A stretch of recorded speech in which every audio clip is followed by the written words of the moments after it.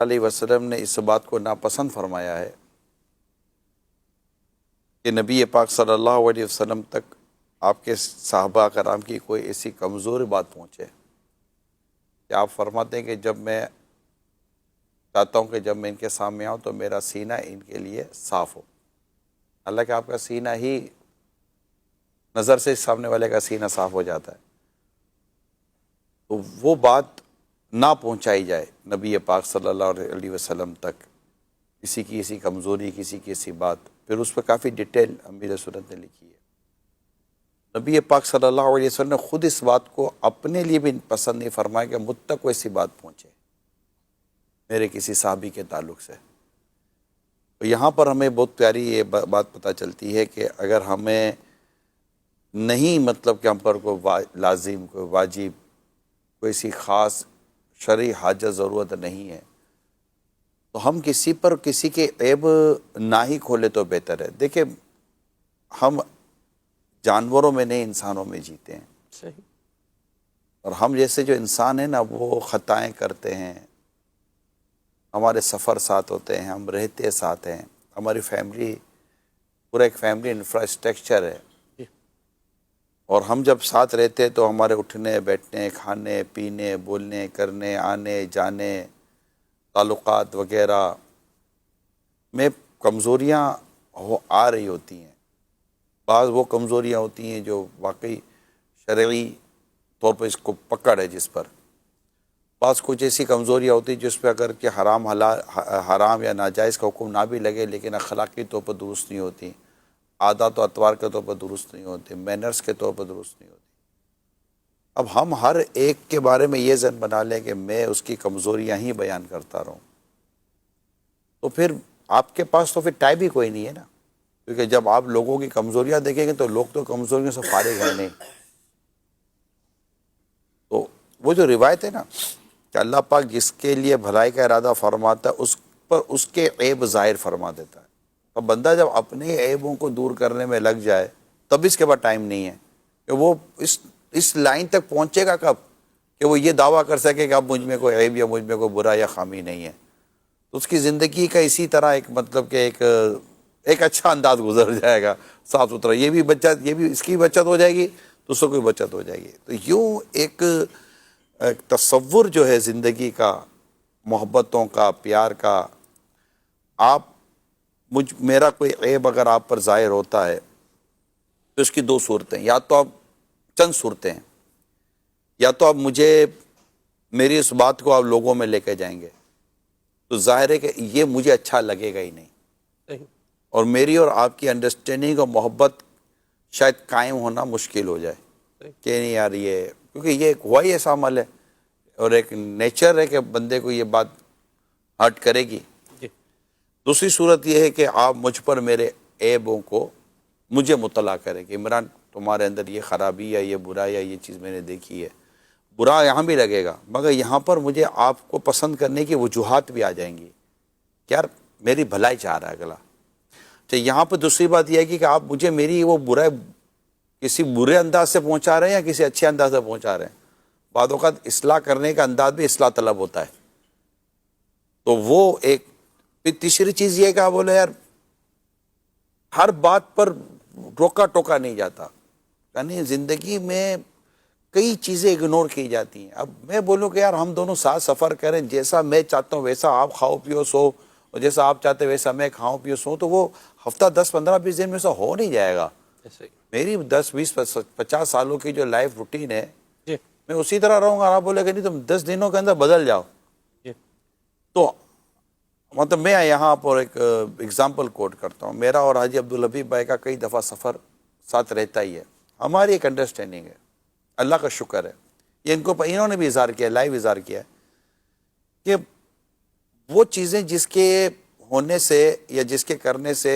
اخلاقی، تنظیمی و شرعی پکڑ ہوتی ہو، وہ میں اگر آپ کی دیکھی تو میں آپ کو مطلع کروں گا، آپ ایسی چیز مجھ میں دیکھیں تو مجھے مطلع کریں۔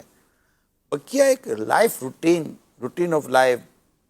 کہ یوں کیوں کر رہے ہو، یوں کیوں بیٹھے ہو، یوں کیوں پاؤں نیچے کرو تو فلاں یہ کرو تو یہ کر لو وہ کر لو، یہ اس طرح مطلب کہ آدمی سفر ساتھ نہیں کر سکتا. تو کئی چیزیں زندگی میں انسان کو اگنور کرنی پڑتی ہیں,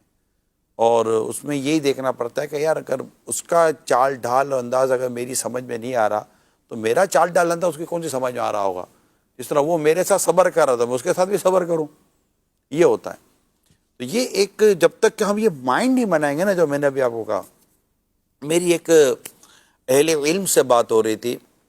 انہوں نے مجھے چند چیزیں جیسے بیان کی تھی کہ بات پر بات چلی تو انہوں نے مجھے 2-4 چیزیں ڈکلیئر کی کہ یار انہی چیزوں پر غور کر لیں. تو میں نے کہا آپ کو اگر یہ تھا کہ یہ چیزیں ایسی ہیں تو آپ نے پہلے کیوں نہ بیان کیا تھا. تو کہ اب ہر بات پر بولا ٹوکا نہیں جاتا, اس سے تعلقات ڈسٹرب ہو جاتے ہیں. مجھے بہت حکمت والی بات لگی ہے کہ موضوع چلا, بات چیت ہوئی تو انہوں نے کہہ دیا, ادروائز ضرورت نہیں ہوتی ہے, چھوٹی موٹی چیزیں تو چلتی رہتی ہیں. اسی طرح میں جب اپنے بزنس لائف کی اگر میں بات کروں تو میرا ایک بڑے گروپ کے ساتھ کام تھا, تو وہاں چھوٹی موٹی چیزیں ہوتی تھی. تو ایک دن بیٹھے تو بات چیت ہو رہی تھی, تو انہوں نے مجھے کہا تھا کہ جب بڑا کام کرنا ہو نا تو چھوٹی چھوٹی چیزیں اگنور کی جاتی ہیں. یہ میں نے ساری باتیں اس لیے بتائی ہیں کہ اس سے آپ کو اپنی زندگی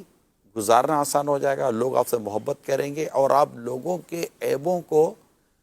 کیٹیگرائز کرنے میں کامیاب ہو جائیں گے کہ یار یہ کس گریڈ کا عیب ہے. صحیح, یہ بھی تو کیٹیگری ہے نا بھائی, یہ کس گریڈ کی بات ہے. جی, پھر یہاں پر ایک ڈیسیجن آئے گا کہ آیا یہ بات میں نے لوگوں تک پہنچانی ہے یا نہیں پہنچانی ہے. صحیح, اب جو بات لوگوں تک پہنچانی ہے اور شریعت نے یہاں پر واجب کر دی کہ اس کا یہ عیب, اس کی یہ برائی, اس کا یہ فالٹ, یا اس کی یہ کرمنل ایکٹیویٹی, یا اس کا یہ مطلب کہ فراڈ والا چہرہ, یا اس کا اس طرح کا مطلب کہ چہرہ کہ جس میں ہے کہ فاجر کو مشہور کرو گے, لوگ اس کو کب پہچانیں گے.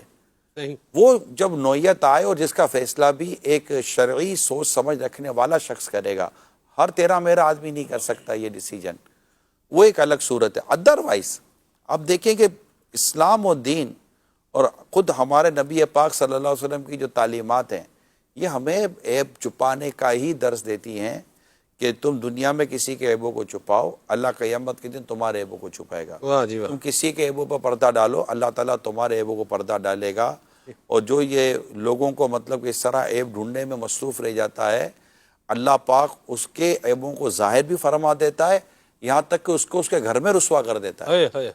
تو یہ جو میں نے ابھی تھوڑی سی جو آپ کو ڈیٹیل بیان کی ہے, ایک احادیث کے مضمون ہے یہ. حدیث کا مضمون جو آپ نے سوال کیا, اس سوال کے تحت ایک لائف اسٹائل کے طور پر میں نے آپ کو ایک بیان کیا کہ کیونکہ یہ ہے اس سے ہم خلاصی نہیں پا سکتے. یعنی میں اگر اپنے بارے میں بولوں تو میں کل بھی غلطیاں کرتا, میں نے کل بھی غلطیاں کی ہیں, اپنی ماضی میں بھی غلطیاں کی ہیں, آج بھی غلطی کر لیتا ہوں, اور کل غلطی نہیں کروں گا اس کی کوئی گارنٹی بھی نہیں ہے. الانسان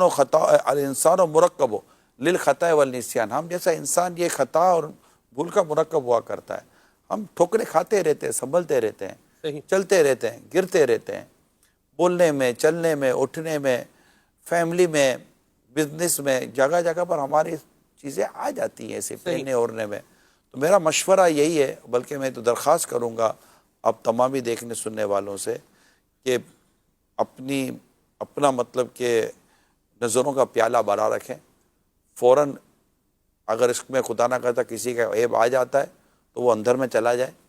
نہ کہ وہ ایسا ہو کہ فوراً عیب آیا اور آپ نے کسی پر اس کا عیب کھول دیا. یہ عادت بری نہیں ہے, اور یہ کھولتے وقت یہ ضرور سوچئے کہ کہیں ایسا نہ ہو کہ وہ عیب آپ کی طرف بھی اللہ نہ کرے پلٹ آئے. کہ جو کسی گناہ پر توبہ کر لے, رجوع کر چکا, وہ گناہ کر کے رجوع کر چکا, توبہ بھی کر چکا, آپ کو پتہ ہے کہ یار یہ گناہ سے توبہ کر چکا ہے. حدیث میں اگر آپ دوبارہ اس کو کسی نے اس گناہ پر آر دلائی, شرمندہ کیا, تو شرمندہ کرنے والا اس وقت تک نہیں مرے گا جب تک کہ وہ خود اس گناہ میں مبتلا نہ ہو جائے. من